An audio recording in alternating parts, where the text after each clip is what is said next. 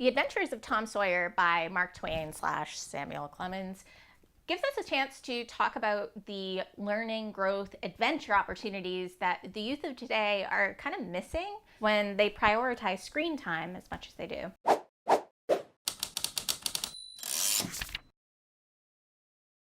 On page 57.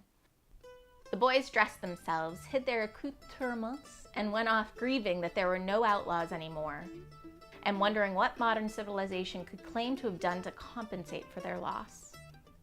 They said they would rather be outlaws a year in Sherwood Forest than President of the United States forever.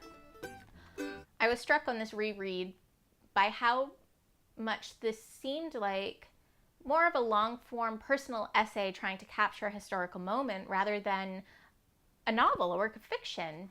The innocent shown by the characters in this book is foreign to me based on the children that I know today, who would rather spend their days in front of televisions, computers, iPads than venture outside. They talk about often in this book about how they have to keep Tom away from windows because if he's near a window, he's too tempted by what's going on out there.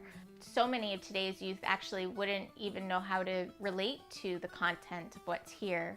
What happens when the other side of the world is right through a screen rather than a far-off journey that you'll probably never take, when 12 miles is an epic journey, an epic tale for any kid. Back then, when speculation was key and critical thinking was necessary just to kind of get through a day of wandering in the woods and trying to figure out where your marble went. He throws a marble haphazardly, and then when he tries to find it, he goes back to the spot and throws another marble and sees if he can find it.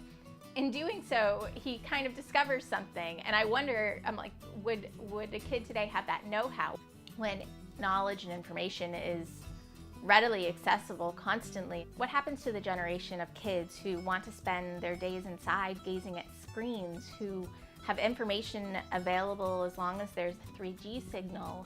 What is lost if you don't have to seek knowledge, if you don't have to speculate, if you don't have to wonder, if you just have to look it up?